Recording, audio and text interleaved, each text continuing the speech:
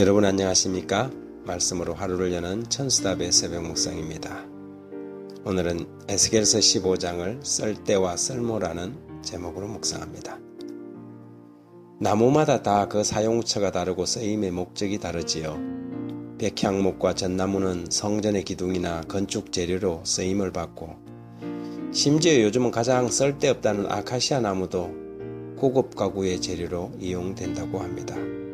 한 번은 어떤 집에 신방을 갔는데 한눈에 봐도 아주 고급스러운 고가구가 있었습니다. 오래된 듯 보이는 조그만 가구인데 가격이 무려 수천만 원에 이른다고 하더군요. 그래서 재료가 무엇이냐 물었더니 감나무라고 했습니다. 이 먹감나무는 그 희소성 때문에 예로부터 아주 귀한 가구를 만들 때 사용되었다고 합니다. 이렇듯 모든 나무는 그것을 필요로 하는 곳에 쓸데가 있습니다. 그런데 나무 중에 가장 쓸데없는 나무가 있는데 그것이 바로 포도나무입니다. 포도나무는 나무라기보다는 덩굴이라고 해야 할 것입니다. 그래서 이것은 아무짝에도 쓸데가 없습니다. 건축 재료로도 부적당하고 가구를 만드는데도 사용할 수 없습니다. 성경은 이것을 이렇게 지적합니다. 에스겔 15장 2절과 3절에 인자야 포도나무가 모든 나무보다 나은 것이 무엇이랴? 숲속의 여러 나무 가운데 있는 그 포도나무 가지가 나은 것이 무엇이냐? 그 나무를 가지고 무엇을 제조할 수 있겠느냐? 그것으로 무슨 그릇을 걸어둘 못을 만들 수 있겠느냐? 심지어 나무못 하나 만들 수 없는 것이 포도나무입니다. 한마디로 아무짝에도 쓸데없는 나무, 그것이 포도나무이지요. 포도나무의 유일한 목적이 있다면 오직 하나입니다. 열매입니다. 재미있게도 성경은 하나님의 백성들을 포도나무에 자주자주 비유하였습니다.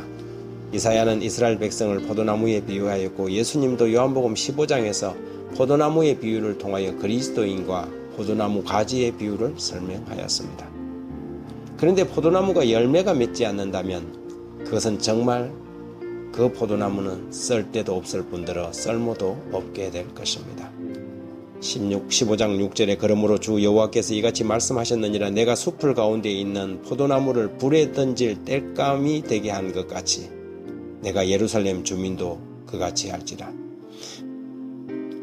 여기서 불에 던진다는 것은 하나님의 심판을 의미합니다. 마치 소금이 맛을 잃으면 아무 쓸데가 없어서 길에 내버려 발에 밟히는 것처럼 포도나무는 오직 열매를 위하여 존재하고 그것밖에는 쓸데도 없고 쓸모도 없게 됩니다. 마찬가지로 그리스도인들이 그렇습니다.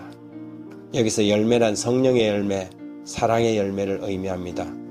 그리스도인이 그리스도를 닮지 못한다면 그리스도인들은 열매 없는 포도나무처럼 무가치한 존재들이 됩니다. 더 나아가서 그리스도인이라는 이름으로 성령의 열매가 아닌 덜포도 즉 육의 열매를 맺는다면 오직 하나님의 이름에 욕이 돌아가고 저들의 신앙은 비난을 받게 됩니다. 포도나무의 귀한 열매만이 가장 귀한 성찬과 모든 잔치에 사람들의 기쁨을 위하여 쓸데도 있고 쓸모도 있게 됩니다. 그렇다면 그리스도인들은 어떤 열매를 맺어 자라야 합니까? 갈라디아는 이렇게 기록하고 있습니다. 5장 22절 오직 성령의 열매는 사랑과 희락과 화평과 오래 참음과 자비와 양성과 충성과 온유와 절제니 이 같은 것을 금지할 법이 없느니라. 아멘. 하나님 만유의 아버지시여 주님의 제자된 사람들로 주의 성품을 닮아 성령의 아름다운 열매 가득한 삶이 되게 해 주시고 쓸데있고 쓸모있는 거룩한 성도 되게 하여 주십시오. 비록 다른 사람들에 비하면 무가치해 보이고 가진 것이 없고 나은 것이 없지만 삶의 열매인 품성만큼은 어느 누구도 따라올 수 없는 귀한 나무 되어서 하늘 궁정의 기둥으로 사용되게 하여 주옵소서. 주님, 이 가을에는 우리의 삶에 열매 가득한 그런 계절 되게 하여 주옵소서. 예수님 이름으로 기도합니다. 아멘.